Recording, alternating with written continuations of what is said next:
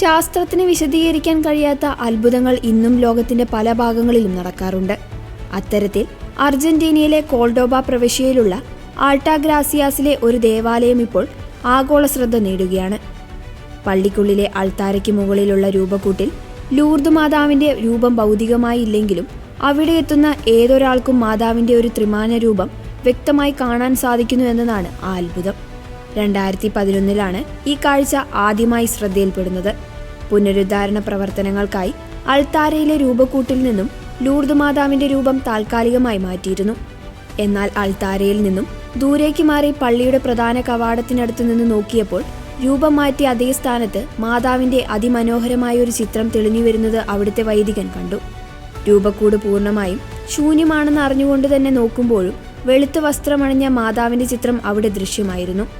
ആ രൂപക്കൂട്ടിൽ നിലവിൽ മാതാവിന്റെ രൂപമോ ചിത്രമോ ഇല്ല.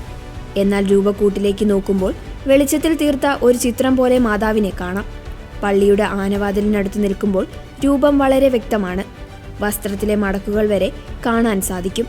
എന്നാൽ അൾത്താരയിലേക്ക് അടുത്തേക്ക് ചെല്ലും തോറും ഈ രൂപം പതുക്കെ മങ്ങുകയും രൂപക്കൂട് ശൂന്യമായി കാണപ്പെടുകയും ചെയ്യുന്നു. അവിടെ എത്തുന്ന വിശ്വാസികൾ മൊബൈൽ ഫോണിലും ക്യാമറയിലും എടുക്കുന്ന ചിത്രങ്ങൾ മാതാവിന്റെ രൂപം വ്യക്തമായി പതിയാറുണ്ട്. ലൂർദ് മാതാവിന്റെ ഈ അത്ഭുത ചിത്രം കാണാനും പ്രാർത്ഥിക്കാനും നിരവധി പേരാണ് ഈ ദേവാലയത്തിൽ എത്തിച്ചേരുന്നത്.